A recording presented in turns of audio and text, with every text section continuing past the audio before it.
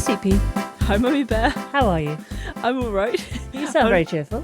I sound very cheerful. I was just laughing because it always seems to be raining or whatever bad weather with us whenever we're recording. It seems like we perfectly time it. We do. So that we're cozy up all together in one spot in La Casa. Yeah, and so we get to hear the rain in the background, don't we? And we do. If we're lucky, we get some thunderstorms as well. So exactly. We have adds it all a bit brewing. of atmos, sweetie. It adds a lot of proceedings. atmos. Exactly. But how's your week been? Well, otherwise, exciting news. I have found a job for the summer season, which is fantastic. Yeah. I'm really, really happy Great about news. that. You are very, very happy about it. I'm so happy. So I worked this weekend, just gone.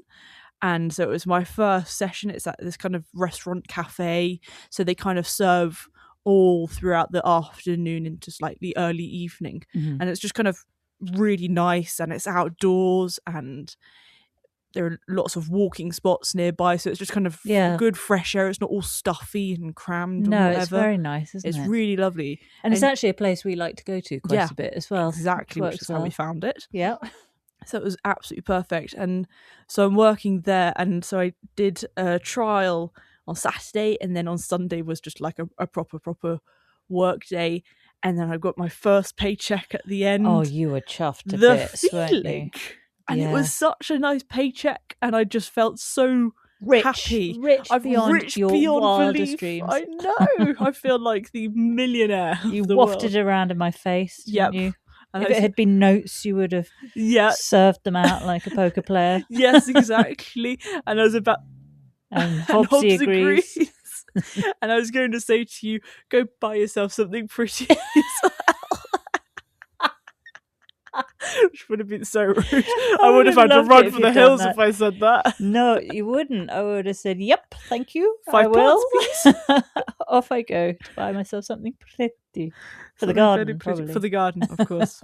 Obviously. Or just a nice trowel. Yeah. But yeah, it felt so unbelievably good. And it was really, really sweet. Little anecdote from the time there were some people who came in both days for lunch and then kind of like an afternoon snack. Wow. I was like, wowzers. And one of the kind of groups of people, it was these two men and this one woman. And when I was serving them, I was kind of fiddling around because the paper, the kind of receipt that you write on to take the orders at this cafe restaurant, they have a specific way of doing it where there are lots of little bits that you tear off depending on whether you're going to the drinks bar for that order or to the main kind of restaurant bit. Mm-hmm. Anyway, so I hadn't quite figured it out, and I was kind of fiddling around, and I was like, I'm so sorry, by the way, this is my first day, I'm getting there. And they were so unbelievably sweet about it. They were like, oh, no worries whatsoever. Oh, sweet. They were like, it's absolutely great that you're working. And then when I saw them the second day, there were just huge beams on their face. They were just so happy to see me, and they were like, so how did yesterday go? And I was like, oh, it was good. I said, I've made a few mistakes, but I think I'm getting better. And they were like, oh, of course you would go to make mistakes. And Lovely.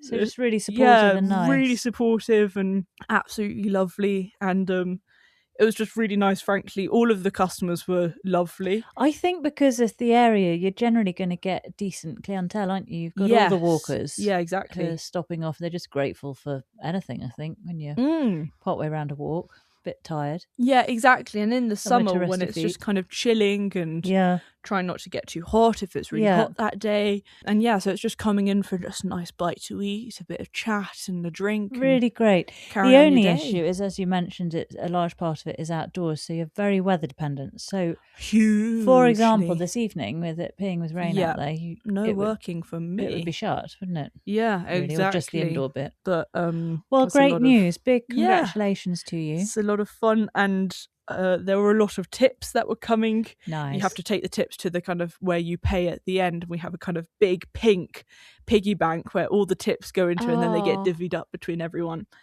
And whenever someone gives a tip, this big bell rings and everyone shouts, "Ole!"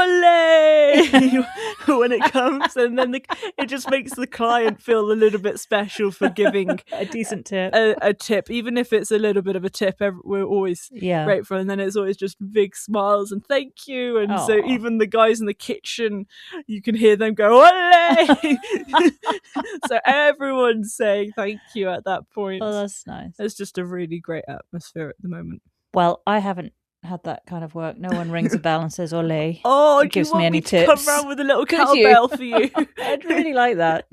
Sweet. But I have been enjoying the garden a huge amount. I did a load of strimming, and the garden is making me really happy this year. I feel it's really come into its own. We've allowed a slightly more wild vibe to it, which works better for the location. Yes. And we've moved on now from the beautiful, beautiful colours of the ceanothus all over the place, next to the red robins, and the viburnums as well. So that beautiful colour combination. And we've got just lots of blooms. So we've got all the geums are coming out. We've got a load of the irises, big brash yellow irises. We've got some purple ones, some whites. We've got calendula. The red hot pokers have come through. Yeah, they're looking one looked all right. like a cobra's head at one point. That was quite cool. Aquiledias are looking great. Yeah. And loads of roses. Our roses have really been going for it. And then we've got a couple of orchids in the wildflower bit. And looking lovely. Then we've got these tassel hyacinths, which have come into the wildflower bit. They look so alien-like. They've got these kind of bits that just purple sprigs that come off. Yes. Looks crazy. I had to Google what they were, but they're called tassel hyacinths. They're very sweet. They're perfect. I don't know how they got there. Nope. But they're thriving. It all looks good. They're doing their thing. Very happy with it all. Great stuff. Now, Sweet Pea, any housekeeping from last week? Oh, yes. Very important housekeeping about how to remove nitrogen from the soil. Because I was a bit like, how do you do that? How do nitrogen from the soil? Do that? What was that in reference to from last week? That was in reference to wisteria and it not blooming. And if there's too much nitrogen in the soil, that gives too much foliage. Yeah. It's the potassium you need, and we do actually talk about that in this Malvern recap. Yeah. So to remove nitrogen, I think there are kind of two main ways of doing it. First of all, you can do it with plants. So you can do that with kind of certain plants like squash, cabbage, broccoli, and corn. They use up large amounts of nitrogen while growing. So they really suck it all out of the soil. So that would be a really good way of depleting any nitrogen or any excess from the soil. And then another way actually is by putting soft kind of scrap wood chips on the soil or just generally wood on the soil, because when they are composting down, I think it is, that's when they start kind of using the nitrogen from the soil to have that chemical reaction to compost. Okay. Really. So those are two main ways to do that. Okay, that's good. And the best way and the easiest way as well. Yeah. So yes. Planting veg around them. Exactly.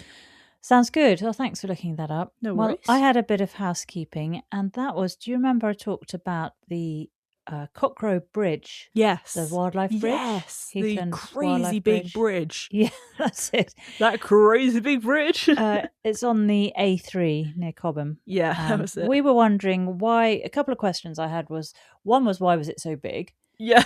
And the other was, why was it vastly cheaper to build than that one in California, which was like 90 million or something like that. Well, yes, so the one in Cobham was £3.7 million and the one in California was $92 million. So a huge difference. So I actually wrote to National Highways to find out. Just like that, just chill. Hi guys. Yeah. Just wanted to know, how did you do it on the cheap like that? Yeah. Anyway, very kindly, Tom Pyman came back to me and he gave me a few answers. He said, in answer to your questions, the Cockcrow Bridge spans 8 lanes, 4 in each direction, over this stretch of the A3. Okay, so that makes sense. A few more lanes than, well, the one in the US is 10 lanes in total. So it's not that many more lanes. Not that much, yeah. But he then goes on to say the cost of Cockcrow may appear small in comparison with others due to the various efficiencies achieved constructing it in tandem with the M25 Junction 10 improvement project. Nice. These include traffic management, design, legal costs, having site compounds set up and soil excess on site, etc. Standalone bridges without these kinds of efficiencies can therefore produce much higher costs.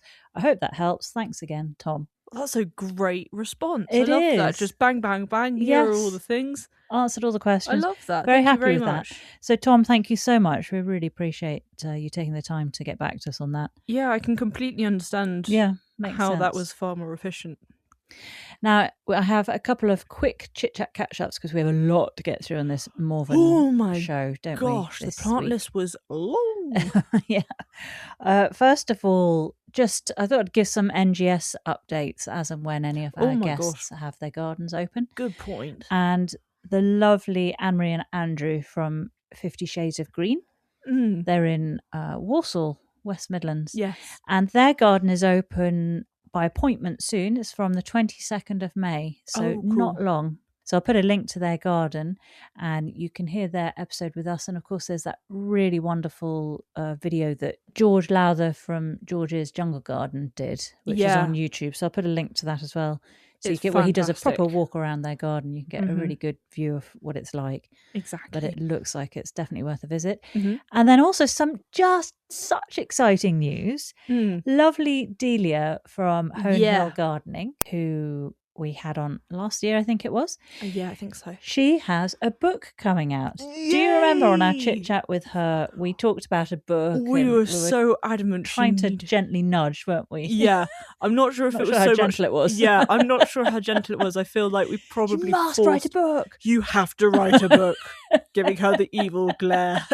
Giving her evils. Oh, sorry. Well, just such wonderful news. She does have this book coming out. It's going to be launched on Sunday, the 14th of June. And it will also be on Amazon for any of our international listeners. We have a few of those. And Delia has quite a few international followers as well. Perfect. And it's basically going to be a year in the life of Delia's garden. Yep. It'll be looking at what she does in the garden. Also, so it's very sort of seasonal writing, and there'll be growing tips in there, and also her amazing recipes that she has, which are must-haves, by the way. She'll have those handwritten recipes in the book as well, and also some of her beautiful wallpaper prints. So if you're only aware of her garden, check out her Instagram page, because she also has this very sort of vintage style house. Insanely beautiful. It's beautiful what she's done. It's a piece of art in itself. It is. Like her whole house should be a museum. Well, yeah. So she'll have some of her wallpaper prints in the book as well. It's going to be an A5 size book, as she said, so it can be really cute, easy to pop in your handbag. Yeah. Or your man bag, whatever kind of bag you've got. But it looks like it's going to be a really beautiful book to look at and to read, of course. Exactly. But it'll be very visually appealing too. So it's going to be stunning. That's going to be in conjunction with illustrator Anna Platz. So can't wait to see that. But Delia did say she'll let me know when it's confirmed. Great. When we can show the cover of the book. Yay! All those sorts of and things. The title. We've been able to see a little mock-up of that, and it just looks gorgeous. So we will keep you posted on that one. Yoo-hoo. Very exciting. And just before we get on to Nowhere News, Sweet Pea, we have a couple of messages. So first of all, I put a photo of our frog onto Instagram and Facebook. We've called him Friedel. We've called him Friedel after your great-grandmother, Frilowski. Friedel for short. We can't decide if he or she is male or female. Yeah, we'd like to. Nonetheless, Friedel the frog is on our Instagram and Facebook. And Penny commented. Oh, yeah. She wrote, "He's huge. No wonder he poos a lot." Which really made me laugh. No wonder he poos a lot. Yes, he does poo a lot. And I went and fished out a whole load of it this afternoon. We did go out there. It was crazy. Also, a short but sweet message sent to us via the website from Jem, spelled Jem. She says, "OMG, I love Scrubs too." Oh my gosh, yes.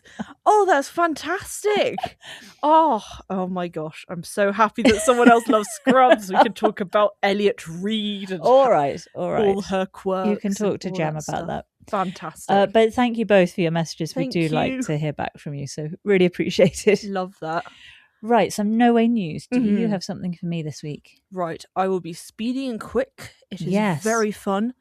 It's all about being vegan. Being vegan. So, between an Oreo and a fig, which one is vegan? Well, I'm going to say the Oreo, because isn't there that whole thing of how the fig is pollinated by a wasp, and then a wasp stays in there and just sort of disintegrates inside the fig, and then you end up eating the wasp.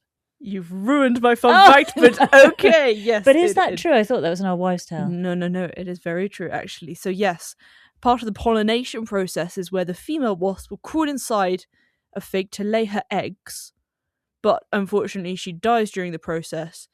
But then by the time we come to eating the fruits, she's been fully digested by the fig itself. Oh, right.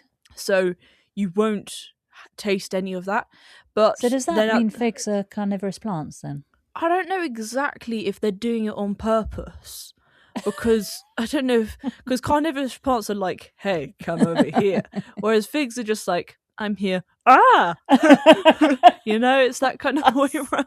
Oh, I see, yes. So, I know. Yeah. It's interesting. Anyway, so it's not exactly vegan when you have figs, but most of the time the figs that we do buy in shops, they have been pollinated kind of professionally. Artificially. And so, artificially, so no wasps were involved. And so they are vegan. You won't get a bit of wasp's leg in your fig. But that's mainly when you're kind of picking around, but you won't find any wasp inside, really. No, okay. You shouldn't do. Usually they're completely digested and it's absolutely fine to eat. Okay. No problem on that front. Good news. But then the fact that Oreos are vegan, there is actually no eggs, milk or dairy in Oreos, the original Oreos. So if you're vegan, it's a great snack to have. Okay, so yeah, if you're vegan, that's a great snack to have. But it does worry me what has been used instead. A lot of soy. Okay. Yeah, soy has been used in there. Okay. So not loads of artificial stuff. Not too much, no. But I mean, at the same time, they're still packaged biscuits, so you're going to get the nasties. But yeah, thought that was quite cool. Nice one. Thank you, Sweet Pea. No worries. What is your nowhere news? Okay, well, if someone ever says you run like a girl, you say, oh, you mean like Rachel Entrekin? Who's that? Rachel is an absolute legend, and last week she made history by beating a field of not just elite women but elite men too. No way. And won the Cockcrow 250 ultramarathon. This is one of the most brutal ultramarathons in existence. First of all, the name 250 is a bit misleading because it's actually 253 miles, and it's a course in Arizona in the US. Ooh. And it has elevations of 38,791 feet. Oh my god. And a high point of 9,241 feet, and desert conditions. So truly, truly brutal. Truly nasty. May I ask quickly, what is an ultra marathon? Well, you know a marathon? Yes. Well, it's just really ultra compared to a marathon. Longer. It's not just your usual marathon, which is what, 26 miles. It's ultra marathon. So I got it. I get it. Okay. Yeah. Okay. Need I say more? Essentially, just a really, really long run that's not marathon distance. It's more by an ultra amount. I get it. So they run day and night. It's absolutely brutal. I watched a video on it, which I'll put on our website. You must check it out, Sweet Pea. It's only 8 minutes long. And it's actually mostly narrated by a British woman who's a sports scientist, and she's responsible for all of Rachel's nutrition through the race. Oh, that's good to know. I'd be interested about that. She has these kind of little pit stops, really. You like the Grand Prix, don't you? So it's a bit like that. She's got a whole team around her. Great. Changing her shoes, changing her kit. Yeah, feeding her. She has a lot of these kind of pouches. Yeah, I can imagine. Oatmeal, mashed potato, sort of high carb foods that can be taken on easily. Yeah. But she's obviously got to be careful because you don't want to overload, because then you want to go to sleep. Then you've got a Michael Scott situation where he ate a whole thing of pasta before his little marathon thing. Okay. You should explain when you reference something like from Michael The Scott. Office US. Yeah. Because otherwise no one's going to have a clue. It might be your uncle or something. I'm sorry, but Michael Scott, come on, people. And she won the race in a record time of 56 hours, 9 minutes and 48 seconds. Oh my God. Isn't that extraordinary? And you may be wondering, when does she sleep? Yeah. She takes what she calls dirt naps. They happen throughout the race, and they'll be from 5 to 7 minutes long. So you see her set out on this race, and she looks kind of blonde and tanned and healthy. And then you see her towards the end of the race. Oh my gosh. And she looks wired and pale as anything. I can imagine. And you just know at that point hallucinations going to start occurring. I mean, imagine you'd be a writer. Absolutely incredible what she's done. So apparently when she was younger, she never played team sports at school because she didn't think she was good enough for any sport. Oh, interesting. And then she went on to study exercise science at college, which she then went on to get her doctorate in. And so at the age of 20, that's when she took up running. And she won this race at the age of 34. So she'd only been running for 14 years, having done no sport prior to that. So it just shows it's never too late to start. Wow. And she not only beat all the women, she beat all the men as well. That is incredible. I absolutely love that. I'm watching that video tonight. So it's a complete compliment if someone says you run like a girl. Yeah, it is a complete compliment. I actually saw a really interesting thing on that. It's very quick. It was a video, and they would have quick interviews with girls and boys, but of different ages. And so the interview starts with teenage girls and boys, and they say to them, "Run like a girl." And they're all kind of running floppily and just kind of like ditzily along, like apparently how a girl runs. And then the interview cuts to them asking 10-year-olds, girls and boys, and they say, "Run like a girl."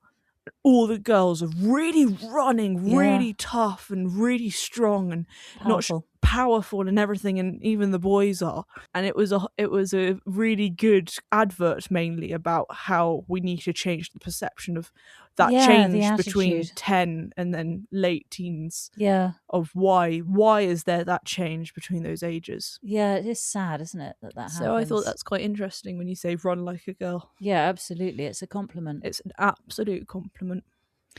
Well, sweetie, tell me your plant fun fact. Plant fun fact, we're going back to Roman times, and it's about how back when the Roman Empire was around, they used to serve at the end of a meal, at the end of a feast, they used to serve lettuce. Do you know why specifically? No. Well, because it was said that lettuce had slight sedatives in it to help people sleep that night. It was called lettuce opium. Yeah. And it is said that especially romaine lettuce, that that kind of milky sap that you get when you kind of tear off a lettuce when you've cut it from at home. Yeah. Well, that can have slight sedatives in it. There have been quite a lot of studies around it, and especially the National Institutes of Health. The results of a study did show that lettuce, especially romaine lettuce, is an interesting and cheap source of sleep potentiating material and antioxidant polyphenols. Right. So they're looking into it and how it works. So it's specifically when you would kind of brew lettuce, almost like a tea leaf. Oh, I see. So it kind of extracts these different opiums almost from it. Less so when you eat it raw. So don't just be thinking, that's why I'm all tired just because you've had a salad or whatever. It's mainly from when you boil it. So they're looking into it. Interesting. A lot more research is going to be done on that front. Thanks to the Romans. Thanks to the Romans and the Greeks. Gosh, it's taken us a while to get to this point of considering whether that works or not. I know, it has taken quite a long time when you think about it. Anyways, I thought that was quite cool. I had no idea. That is cool. And once again, food related. Food related. Well, my animal fun fact is about running again. It's a very quick one. Did you know that ostriches can run faster than horses? Horses, they generally gallop at around 30 miles per hour, and a trained racehorse would do sort of 40 to 45 miles per hour in short bursts. But ostriches can run at 43 to 45 miles per hour. That is epic. On those long legs of theirs. That is so cool. Well, we should get cracking with Gardener's World, shouldn't we? So absolutely. Let's get started. Yeah. This is Gardener's World 2026, Episode 9 Recap. Off we go to Malvern! We have Mr. Loverman, Joe Swift. Apparently Mr. Loverman. And gorgeous Rachel at RHS Malvern Spring Festival RHS 2026. Exactly. And the opening scenes, I have to say, with the sort of talking heads and the music in the background, and you have the growers and the showers, it reminded me of the opening credits that you get on some big sporting event like the Rugby Six Nations. Oh my gosh, that's a good point. The World Cup or anything like that. Yeah, oh my gosh, that's such a good point. It really evokes that emotion. Are they trying to go down that route because of all the time they're being interrupted by the championships of snooker or the sport that's going on? All the sports going on. And one of the talking heads says, "There's nowhere on earth I'd rather be." Very emotional times. So we have a look at some show gardens. We do. To start off with. Look. And we'll run through these and I will give any awards that any of them won, okay? Fantastic. And I'm giving the plants, which of course, the very big lister today will be given to you via email if you are subscribed Absolutely. on our webpage. That's it. So we start off with one garden. The designer is Ian McBain. Now, he has been on Gardeners World 2024 and 2025, and this year, all episode 9 of each year. Wow. All covering the Malvern Spring Festival. That's and fantastic. in 2024, do you remember he had Concrete 2.0? Yes. And then, my gosh, I do remember that. Yeah, because I remember thinking Concrete 2.0. Interesting. And then last year he had the Sleep in Beauty Garden, and it had that bed in it. Can you remember that? Oh, loved that. I think that was with Sue Kent. Yes. She was looking at it. Yes, absolutely was. Well, Joe explains that this is to celebrate that more than 8 million people in the UK live on their own. And, Rachel says that, and Joe says, well, and also gardens on their own. And we've got those beautiful high black boundaries, haven't we? Yeah. Courtyard rock. Lots of bee hotels in there. He had that coloured brickwork, didn't he? That were laced up. Laced together. Really, I liked that intricacy of the design. Joe described it as kind of a South American vibe, which I could very much so see. It's all the sort of diamond forms, wasn't it? Yes. Then he had that water feature and a downpipe into a pond. And what plants did you pick up there? He had geranium phaeum, summerbore, and aquiledias as well. So there are a lot of geraniums and aquiledias throughout. They're very much around and about at this time of year. Yeah, so good time of year for them. Lot. And he won a lot. He won Best Show Garden. No way. RHS Environmental Innovation Award, and he won a gold medal. Wow, 3 medals. That's incredible. Pretty impressive. I didn't know you could do that. Then we had the Blessings from the Sea. I loved this. Did you love it as well? Oh. So this was with, excuse me the pronunciation, but Yun Kyung Young, Hee Byuk Kang, and Jacqueline Kim. I'd say you tried. I tried. You tried. God loves a trier, and that was on behalf of the Chilippo Arboretum. And Korea. Yeah, I didn't know anything about Chilippo Arboretum, but apparently it's a world-class private botanical garden in Taegang, Cheongnam-do in South Korea. And it's renowned for its stunning oceanfront views, an extensive collection of over 16,900 plant taxa.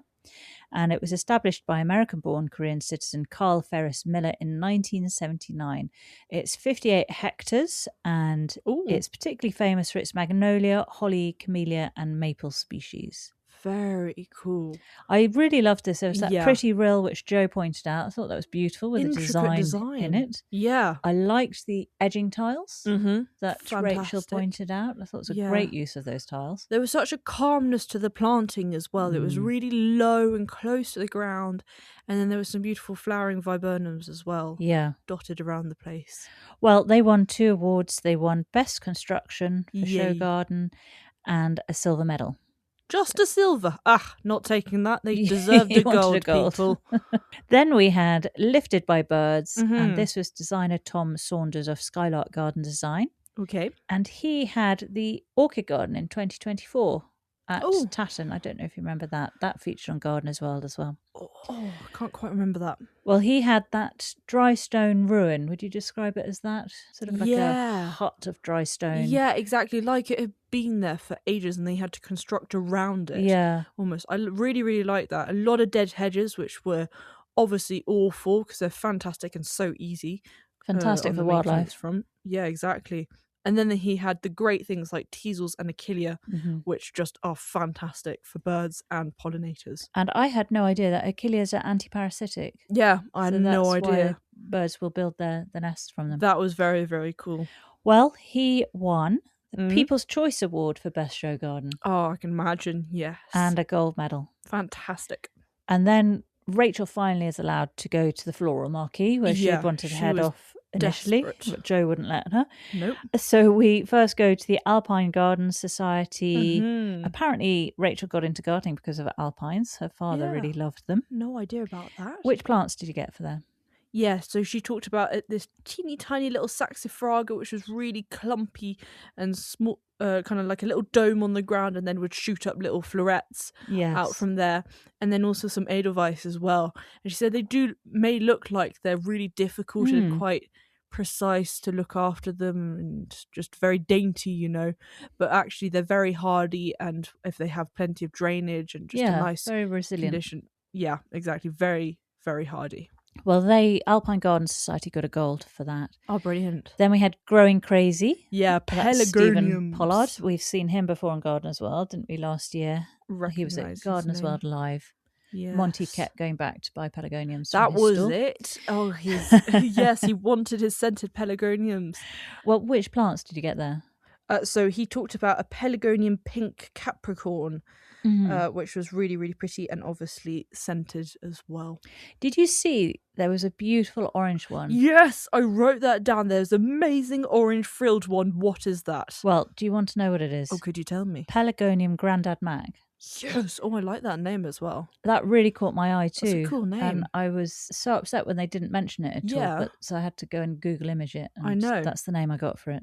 Oh, fantastic. Well, he got a silver gilt for that. Oh, brilliant. And then finally, in this section, we've got Gardener's Delight Nursery. They had GMs galore. Yeah. We're going to see a lot of GMs throughout today's. They were everywhere. They were. Because they're obviously one of the best plants to have about now. And for several months. They're just such long bloomers, aren't they? Yeah, they are really, really good. Delicate flowers. And sorry to interrupt, but actually they mentioned that, didn't they? They said deadhead to get a second flower. Yes, very, very important to do. I always forget. Don't do that. Don't forget. Don't forget. Do deadhead. Do deadhead. Don't forget. So we had GM Pink Petticoats, GM Tempo Rose, and GM Mr. Bojangles. Yes. Which Rachel was trying to find at the end with another customer. Yeah. And they won a silver gilt. Fantastic. We're back with Joe, and he explains that Worcestershire is known for its fruit and veg growing, and they put it down to the clay-based soil of the area. Apparently is good.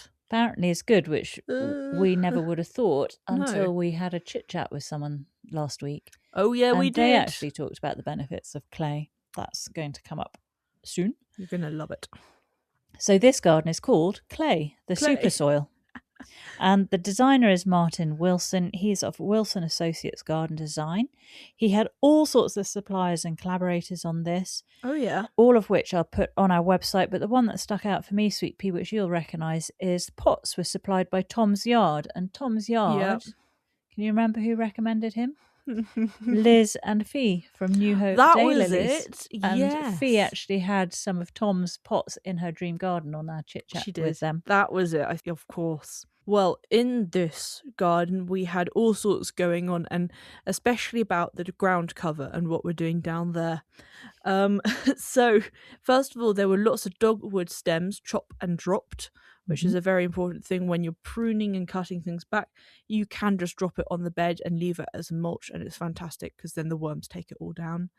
You can also mulch with straw and wood chips, and then that just really aerates the soil when then the worms are really collecting it. Yeah. And then your soil isn't so clumpy and really sodden with clay. Because Joe says clay is fundamentally rich in nutrients, but you just need to add organic matter to it, don't you? So in terms of the mulch, you're saying 2 inches thick is your ideal amount. Exactly.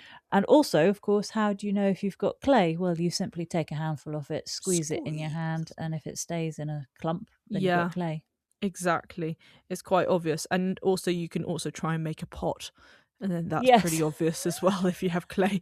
Either obvious. You just have a whole load of sand and loam flying around your kitchen, or on your potting wheel. Off the wheel. That would be annoying. That would be so annoying. I'd do it outside probably, or you have a clay pot at the end. So yes, your choice, people. One way or another, you're going to find out. Yep. I would love to get a whole load of clay to line our pond with, because I hate whenever the water level drops and you see the black rubber. Yeah. I'd love to get some clay and just sort of splat it around the top end. Absolutely. And finally, the plants you picked up for that one? Oh, just Nepeta salvias and alliums in there. Yeah, they all like good drainage, though. They do. You need to build raised beds, really. Yeah, exactly. And then with Rachel, we go to a new category at the show called floral tablescaping. Yeah, exactly. Which is really, really fun because it brings in the floristry, which we all love. And so it's all about creating these big kind of arrangements on long tables in little kind of sheds. huts, in little sheds, which I didn't understand why it had to be in a shed. No, I didn't understand that. But I yeah. guess they would, I don't know, if you're trying to find a way of containing it. That's Wind the best and way. rain. Yeah, and elements. Yeah. So it needs to be indoors, doesn't it? Yeah, because gardens can be outside in whatever the weather, because, well, it's a garden. But if it's an arrangement, you want that inside and kind of cooped up. I wonder if they're going to allow forever flowers like Layla Robinson does with her forever blooms with the dried flowers. Well, surely, because we talk a bit about flower pressing slightly later on. It would be good if they introduced that as a category, wouldn't it? That would be a good category. But I really enjoyed this one. I thought it was just beautiful. We only saw 2 of them, the Woodland Restaurant and Victorian Woodland Tablescape. Yeah, I absolutely loved that. I know. Very, very cool. I did like the Woodland Restaurant with the GMs, the ranunculus, the poppies, the sweet peas and the strawberries, and then the cascading of these peachy colours into whites, into then just strawberries laid on the table really prettily. It was beautiful, wasn't it? And it was very different then to the Victorian Woodland Tablescape. In blues. So I should explain that the Woodland Restaurant was by designer Demelza Lang. Mm-hmm. She won a silver. And then for the Victorian Woodland Tablescape, that was by designer Kate Hurst. She also won a silver. Fantastic. And with Kate's, it was with candlesticks and benches, and there were silks on the table, fine china, crystal. Mm-hmm. And then which flowers were in there? Lots of violas, lots of purples and blues. That was the main colour theme. Yes, and tulips as well. And tulips, of course. I really liked that. I thought it was beautifully done. Yeah, absolutely stunning. But this category all round, I thoroughly enjoy. So I hope they keep that going. I hope so. And then we get to meet Mike Arthurs from Taunton and his beautiful hostas. Wow. Stunning. And he's collected plants with the help of a few feathered friends. And initially, I think we see a robin or something like that. So I thought, well, how does this fit in? But actually, his feathered friends are some gorgeous ducks. Wood ducks. Which we'll come on to in a bit. But first of all, which hostas does Mike talk about? Well, he talks about, first of all, that he has over 400 varieties of hostas, and they're in a beautiful woodland area. So he had Hosta Silbodiana elegans. Mm-hmm. This was quite a nice, slightly glaucous-y colour, I'd say. He then also had a Hosta Mike, which he said is perfectly easy to remember because it's named kind of after him in a way. He also had Hosta Empress Wu, that's W-U, but apparently that had too many holes in it, so he wasn't going to be able to showcase that. Right. And I did think at that point, oh my gosh, if we had to showcase anything from our garden, we'd have so much trouble. There's always There's one absolutely hole. Nothing we could show. Yeah. It's incredible. But this one does get pretty big, so don't put it in your tiny garden. No. And Mike explains that there's a hosta for everyone. He said there's 7,000 registered and 20,000 unregistered. Yeah. He said you've got upright, prostrate, low, tall, different colours, fragrant. Yep, exactly. Then there were all the different sizes. So I think there were 5 sizes in total. We had the mini all the way up to the giant. So we had mini, small, medium, big, giants as well. And then actually he did talk about a super mini. Yes. Which was tiny. That was so very sweet, wasn't it? It was in a thimble. It was in a thimble, yeah. A tiny thimble. That was so tiny.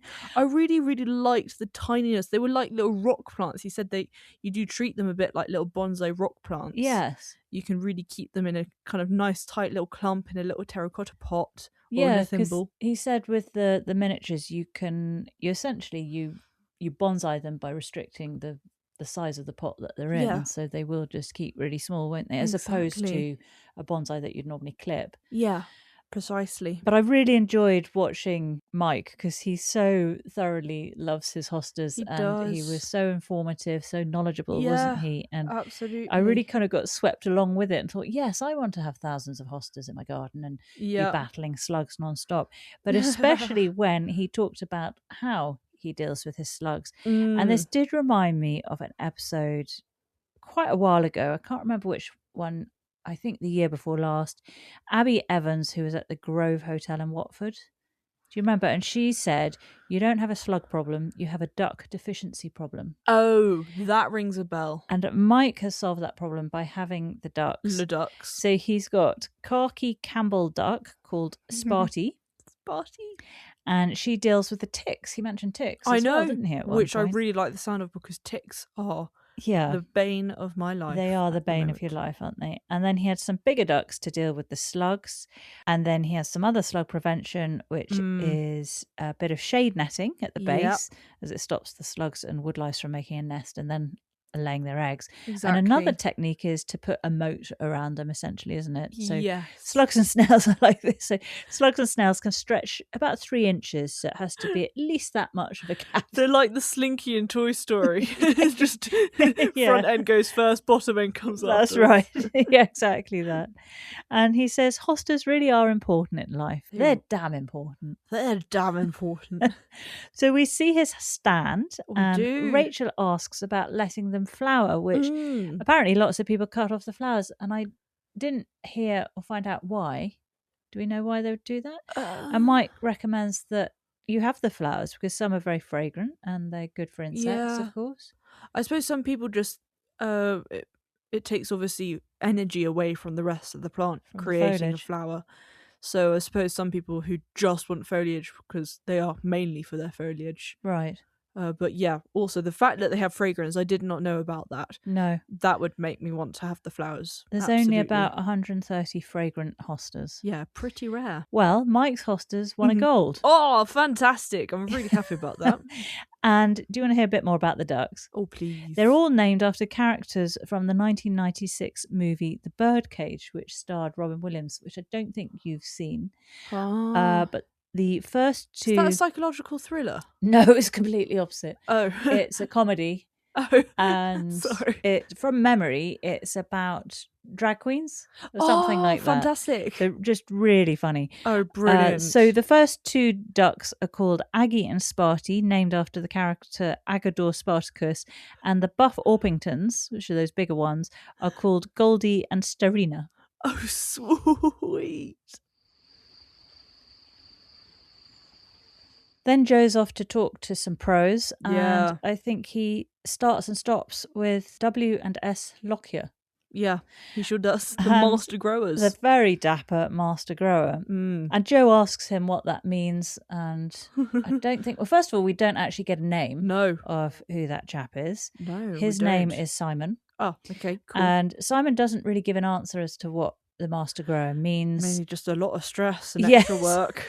And Joe says it means kind of recognition of their contribution. Absolutely, for a long time. Simon's succulents and auriculars pro. National collection. And Simon talks about how important good drainage is, and he shows you how to propagate. He hands over an aeonium cutting, which he just quickly like snipped off. Here you go, Joe. This is for your windowsill. Didn't care at all about the presentation of this poor aeonium now that it's snipped off. It shows how very easy they are.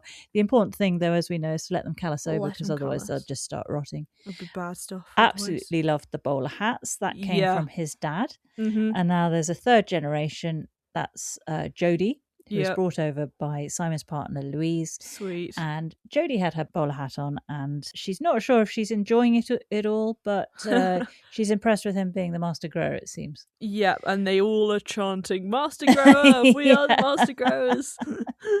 Well, interestingly, Louise and Simon met at the shows. Really? Over 8 years ago. Oh, and sweet. Quite funny, because Louise was showing with her dad, Martin, with Elephant's Nursery.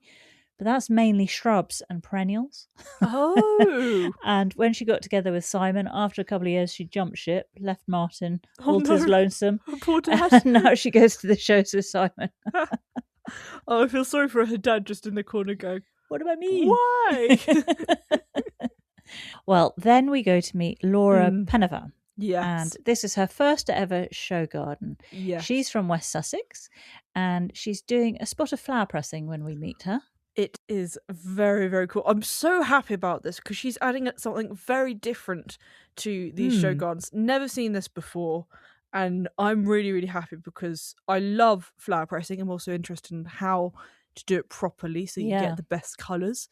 You pressed one of my I think it's the Sulphur Cosmos, so one of the orange ones, looking stunning. I wasn't here to see it, so you pressed it and dried it for me, and I've got it now on my desk. It's really kept its colour, hasn't it? It's really kept its colour. Are you going to put it in resin? I will actually. That's a good point. I might do that. Oh, tomorrow. Sounds like a good thing. But yeah, I think it's because it had thin petals, and this is one of the big things that she talks about. Don't have ones with big juicy petals because that will just get everywhere. The colour won't stay. It'll just be a complete mess, frankly. So thin petals, pick flowers on a very dry day. Yeah. Of course, that's another very important thing, because when you put it onto the blotting paper within the cardboard underneath, you want it to stay as dry as possible. Yeah, absolutely. And then Lora gives us a bit of her background. So she grew up in Bulgaria, where her grandparents had a huge, by the looks of those beautiful photos, I know, lovely, huge, beautiful garden. Full of flowers. Her mother also was a very keen gardener. Yeah. And so that's just in the blood. She's always been into it. And she studied law. Yeah. Obviously, that's a very sort of bookish subject to be studying. Very. Not much getting out into the garden with that. Yeah. And then she went into the digital space, but she always had a yearning for the outdoors. Yeah. And so she gave herself a present of a course in garden design. I like that. And she's never looked back. So complete career change. I think that's absolutely fantastic, going from really being in papers all day and on your laptop to then properly just around and about. So which plants from this one? So she was using GM Totally Tangerine. We hear about this one all the time. It's a great pollinator attractor. There was Brunnera macrophylla for those very pretty little dainty bluey purple flowers. We had Hachnacloa, of course, Erigeron, other grasses and ferns, very important.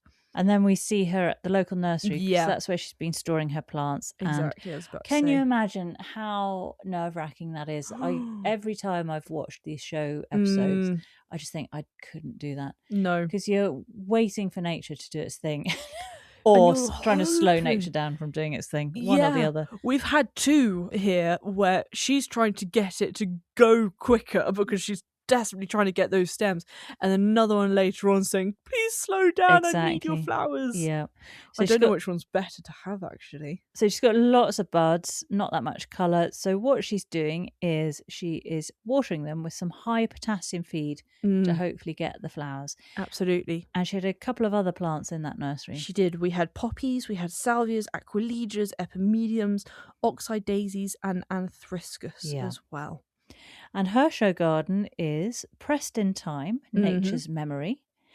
And it had a winding path, lots of those GMs, and some nice clashes of orange and purples. I really like that combination. It's a great colour combo. And I loved the pergola with the wing nuts. It was basically a massive flower press, flower press. It's made with the same kind of plywood that a press is made with. I don't know how that would cope in the rain. Ooh, yeah, that's not going to do very well. But under there, she had. I mean, this was really brave of her. I think Joe even says that, doesn't he? Yeah, he does. He looks a bit shocked almost when she says it. She's got some scissors. She has some flower presses, and she's inviting visitors to the garden to snip their own flowers and do some flower pressing themselves. Gosh. Very generous of her. Yeah, very, very generous. I wish I was there. I would have been in there making the area private, going, this is just for Sweet Pea today.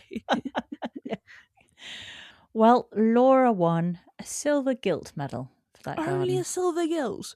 Oh, I'm not going to take that. She deserved a gold. You're going to go and demonstrate, are you? And so different. Well, then we're back with Rachel, and she's discovered a new section called Blooming Borders. Yeah.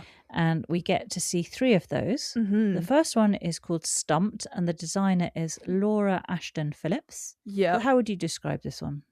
Lots of native hedging, very kind of natural looking. We had hawthorns, field maples, cow parsley, thalictrum, and scabious kudo pink as well. Very pretty in there. Well, Laura won a silver gilt medal for that one. She goes by the name of the Botanic Blonde. Oh, thought you might appreciate that. I like that. I really like that name, actually. Then we had Finding Balance, and the designer was Megan Dodd. And this was all about bringing equilibrium into your life. Yes, I thought it was quite interesting putting these big conifer pillars next to then... I would never have thought to do this. Conifers next to bronze fennel, next to geums, of course, back there again. And then also some irises. So we had one which was Iris Jane Phillips. That's a very nice blue colour.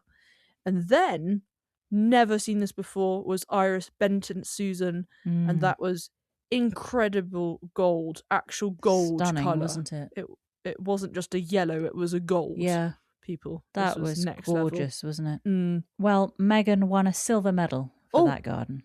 She deserved a gold with the gold in there, frankly. And finally, we have Beauty is in the Eye of the Beholder. Yes. And this was by designer Adam Marshall. This was really cool. And so different as well, because it was entirely created around the structure of the eye, the human eye, and then the colours that one can create to create the iris and everything. So the pupil was made with a really nice round, just kind of basin, a water feature, which was fantastic. So this is talking about like a bird's eye view from above, looking down on it, not kind of up. Like a portrait. No. That would be quite difficult. Would be really tough to do. Really tough. How are you keeping the water in the bowl? I have no idea. Defying gravity. No, we can't do that. So we had the pupil, and then we had loads of beautiful colours for the irises. So we had foxgloves, alliums, clematis. Oh, and also this was kind of like a kaleidoscope of colours. It was all graduating it was stunning, down. Wasn't it? Yeah, so the foxgloves and alliums, they were kind of in mauves, clematis to blues, geums and ophiopogum and kind of oranges, and then to kind of slightly, I don't know what you'd call it, like a burnt colour, a burnt orange possibly for the ophiopogum. Really, really lovely. And then bamboos as well. And in the tops of the bamboos were succulents. Yeah, there Did were. you see that? And so the bamboos at the top were like the top eyelashes. Yeah. And the ophiopogums at the bottom were the little eyelashes. The lower eyelashes, weren't they? Lower eyelashes. I truly loved this. I truly loved it.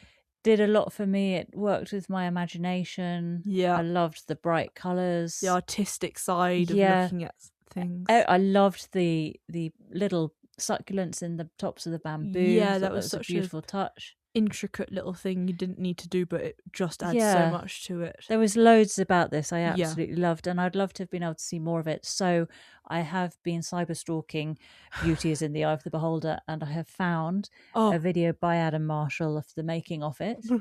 So I will put that on our website, a link to it, and it is stunning. He won the People's Choice Award Best Blooming Border. Ooh. And he won a silver medal. Fantastic. We're then at the Festival of Houseplants. Yes. This was new, I think, last year, wasn't it? Yeah. And we look at a couple of them. The first one is The Scholar's Jungle, designer Abby Dixon. Books galore. Yeah, I loved the vibe of that display. It reminded me of some of the sort of mad professors type rooms, which are just stacked with books, plants everywhere. Yeah, I know Probably exactly. hasn't been dusted for a while. A great intrepid explorer looking around. Which plants were in that one? Well, we had terrariums, first of all, loving those. Monsteras as well. And lots of air plants, which did look like kind of dust cascading off the shelves. I quite liked that look, actually. Well, this one won a gold medal. Oh, brilliant. And then we had The Science of Sustenance, designer Canna, and this was a kitchen. Yeah, very, wasn't it? Very, very different. The two together were so different. One was very kind of old looking and kind of quite almost like as you said, a professor, but like in Cambridge or something like that. Ages ago, whereas this one was so modern, clean surfaces, lots of micro veg in the kitchen, herbs, parsley, oregano and thyme, and then a kumquat just randomly placed in the middle. Huge kumquat, which had been grown from seed in the UK, and that was 7 years old, so pretty impressive. That was very cool, actually. Well, The Science of Sustenance won a silver gilt medal. Very cool. And then we head back outside, and Joe's looking at Betula nigra. The river birch. Or the river birch. Yep. She had that beautiful pink peeling bark, didn't it? It did. That open canopy. Yeah. But he was also showing the lovely planting under the tree. Exactly, the underplanting. We had things like Anthrisca sylvestris raven's wing, Centaurea Geordie. That was a really, really lovely dark crimson colour, which I've never seen before in a Centaurea. There was also Cecleria autumnalis, and then foxgloves and geraniums, of course. Gorgeous. I'd love to get that sort of thing under all our trees. We've basically kept the grass growing, haven't we, and allowed some wildflowers to grow up around the trees. Which looks cute. I'd love to get some of your foxgloves in there. Do you think we could manage that? I will try. I will try please hard. do.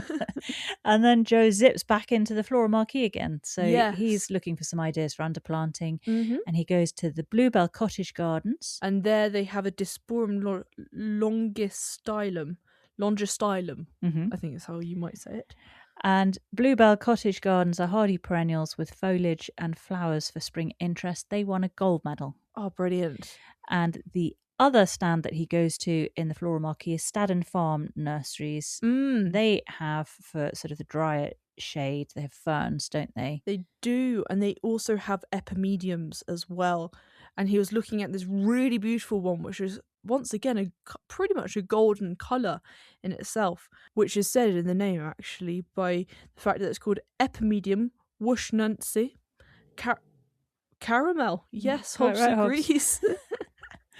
Well, they won a gold medal. Oh, fantastic. They were really beautiful. And I will just mention that actually Dan Stern from Dan's Plants, who, a reminder, he's giving 10% off if you use the code NJAG10 at checkout on his online nursery. Exactly.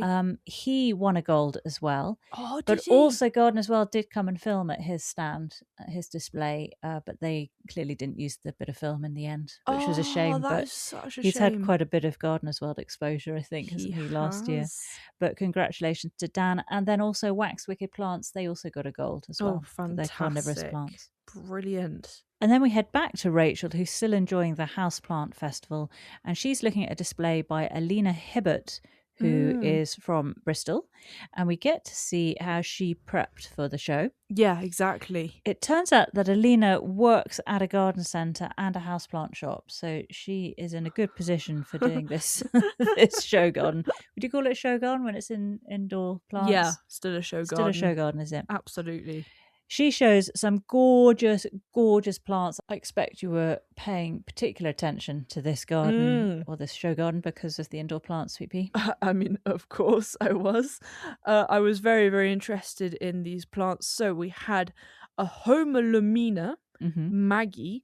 That apparently is super duper hardy. Really hardy, really easy, in a bright space. Great big plant. She highly recommends this one, and it was gorgeous, wasn't it? It was gorgeous. Would you have room for that in your apartment, though? Yes, I think if I popped it the other side of the pink chair, pink poof chair. Okay, yep.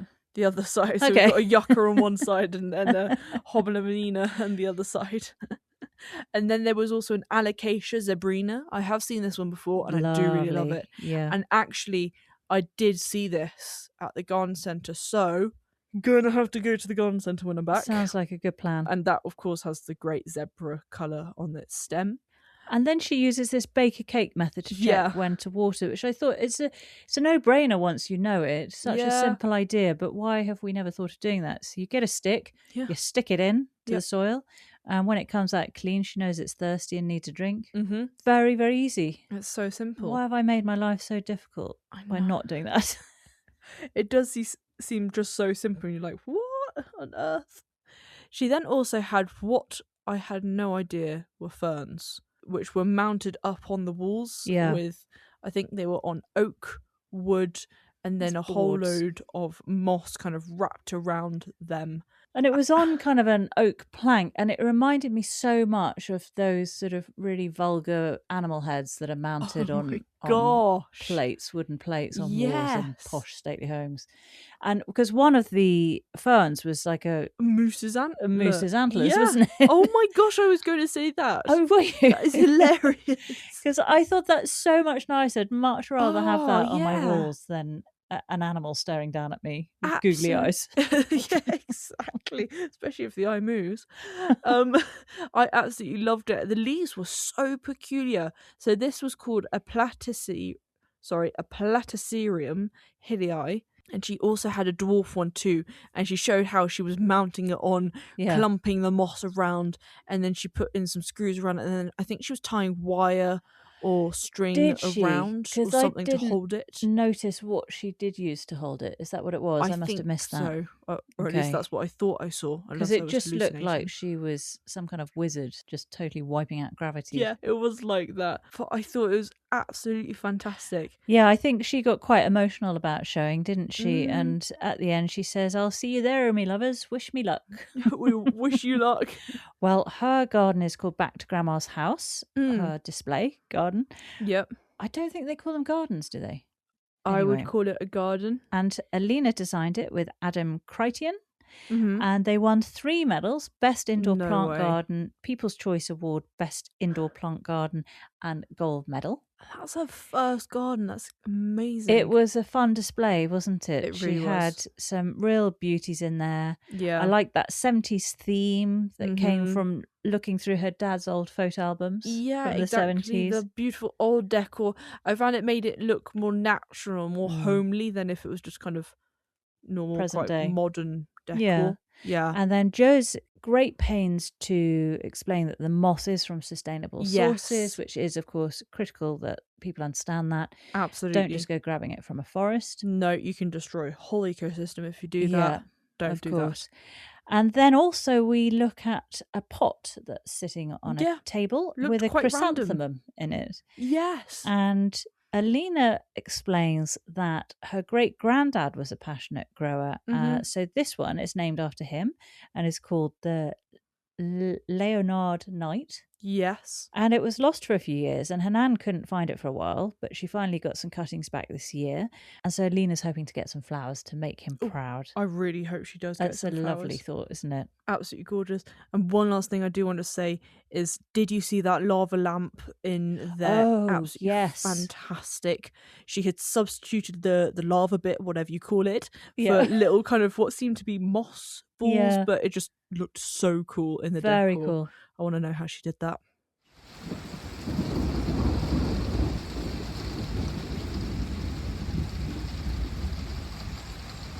Finally, we have Rachel, who's looking at those beautiful foxgloves. Yep, we're in our foxglove era, aren't we? We very much are. Apricot Beauty. Yes. That was one of the ones she showed, which was stunning. And we also have our Digitalis Purpurea. That's the native one. Beautiful. Just, I can't fault foxgloves. No. I love everything about them. I know you can't. And this is before we meet, well, Rachel introduced him as Marcel de Fossard. Yeah, which sounded French, didn't it? Does sound very French. I was ready for a Frenchman. When I was having a look online, he was Marcel Floyd. So I'm not sure which name is which, but anyway. And he is not French. He's not very much not French. And his nursery is called Floyd's Clematis and Climbers. Yes. Floyd gives us a bit of a masterclass on Clematis. He's asked initially if he has a favourite, and he says it changes every day. Oh, it does. Which two did he mention for Monday and Tuesday? For Monday? For Monday, he talks about possibly would be his crystal fountain one, which has beautiful, huge flowers, and then I think it's the stamens in the middle which give this incredible kind of fountain white colour, with then the rest of it being a kind of purpley blue like the water. It's absolutely fantastic, and that does flower twice as well. And then he said maybe for Tuesday it would be Clematis Bourbon, which is a more magenta colour. So who knows? Who knows? And he's been running his place for about 35 years now. Yeah. He said you can have them in flower every single month of the year. You can. They're the second passion of his life. His wife is the first, of course. I agree with that. I'm happy he put that in there. Well done, Marcel. Well done. He's got his priorities. We're clapping for you. And he shows some of his clematis. Which ones did you get? So we have everything from the crystal fountain ones that I talked about with the huge flowers, to then the very small ones like Clematis Viona, and that has teeny tiny little bells, very cute and elegant. Then we also had Clematis Ice Blue. You can imagine what that looks like. Hardy to -20. I know, which is why there's the ice in le name. Yeah, le name. And it flowers May till June, and then again August to September. Exactly. And then we had a Clematis Giselle, and that was a beautiful Victorian pink and does slightly kind of fade over time, the colour of pink, which I quite like when it does that. And I like how Marcel got into Clematis. He was, back in 1984, he was at the Chelsea Flower Show, just completely fell in love with them. And by the end of the year, his parents had to put up with 90 of them in their garden. I mean, you say put up with. Oh, yeah, come very, on now. very happy to have those in my garden. Worst things to put up with. Exactly. And then he shows us how you pot up a Clematis. Yep. You use a loam-based compost. You mix it with grit for the drainage. Yep. And then he's got his own special magic mix, which is compost with a slow-release fertiliser, which will feed it for 12 to 14 months. Exactly. So for the year. And you plant them deep, of course, we know that. And that's to avoid Clematis wilt, I think he said, didn't he? Yep. And then he puts a layer of horticultural grit on top to shade the roots, because we know with Clematis, they like their roots in the shade and their heads in the sun. Exactly. Yes. And then he cuts it back, prunes it back, which looks crikey devastating. But that was upsetting, wasn't it? You'll get double the amount of flowers later. Yeah. And then finally, he does talk about a Clematis Zara and then Clematis Nubia, and that's an amazing deep red. I didn't know that they did Clematis so this red, colour. wasn't it? That was fantastic. And so he talks about this is where you have to slow down the flowering.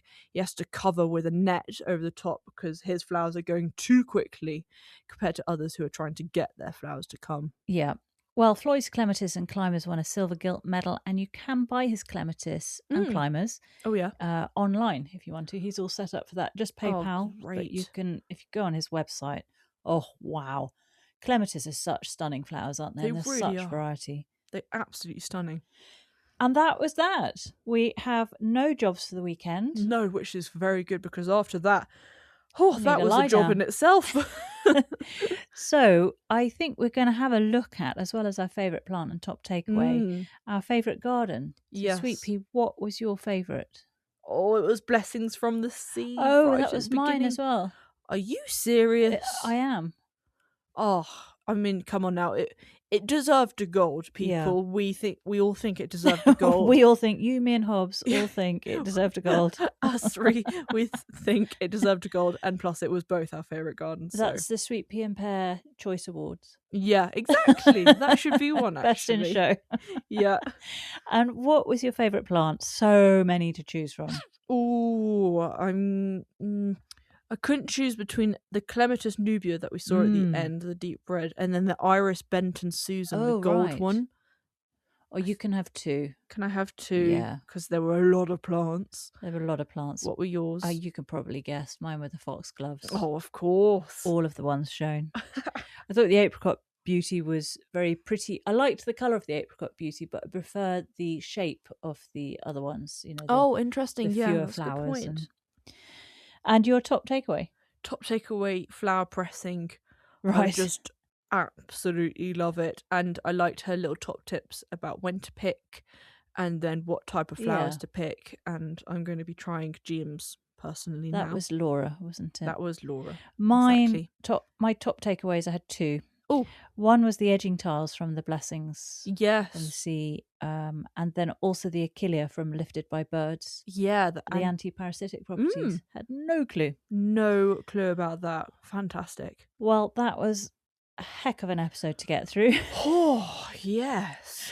That's a very, very long plant list, but as Sweet Pea mentioned, those will be going on to, you'll be getting them in an email if you subscribe to the website. Exactly. Now, next time on Gardener's World, that is on the 15th of May at 8 p.m. on BBC Two. With the promise of warmer days ahead, Monty makes a start on planting up some of his spectacular summer containers. He's also got leeks to plant out and shares some advice on how to make your own fertiliser. Oh, that's good. Francis Tophill heads to Berkshire to learn more about biodynamic gardening and the benefits it can bring. It's also time for an update from Adam Frost's new garden, where things are slowly starting to take shape. I can't wait to see that. He's been quiet for a while, hasn't he? He has gone quiet. What's he been up to? His garden. Yeah, exactly. I bet there's loads of progress. He works pretty swiftly, doesn't he? He does.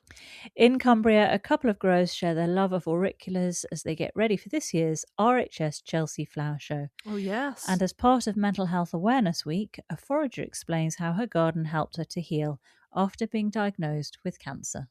Very important.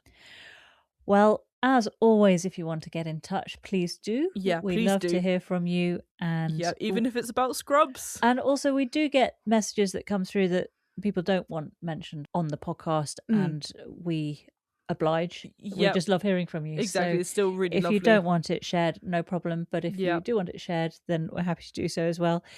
So you can get in touch through the website, which is notjustagun.co.uk. Yep, go to the contacts page, or you can email us at notjustagun@outlook.com. And if you go to our website and are looking for the information that we've talked about in this episode, all the links and some imagery that we might have found, and various bits and bobs, videos, then you can find the podcast menu, drop down list, you'll see recaps, and it'll be on there. Yeah, exactly. Click on the recap and you'll find everything listed. Everything there. So, Sweet Pea, I think you need to lie down, don't you? I sure do. And I do just want to say we should be all celebrating the fact that David Attenborough has turned 100. That's a very good point. The milestone. Did last week, didn't it? Absolutely incredible. 3 digits. Unbelievable. For an incredible man. I think that's so an incredible amazing. Man, but what an incredible life. Exactly. He hasn't just had... He hasn't had a 9 to 5, has he? No, he's had windowless, a life. air-conditioned office. He's lived. Yeah. He's seen the entire planet. I want to get to his age and know that I've done that many things with my lifetime. Well, you need to get cracking, Sweet Pea. I need to get cracking. But I need to sleep first. That's your Achilles heel is sleep. Anyway, we'll take this offline. Yeah. We shall see you next week. Sure will. Thanks for listening. Bye-bye, Sweet Pea. Bye, Mummy Bear.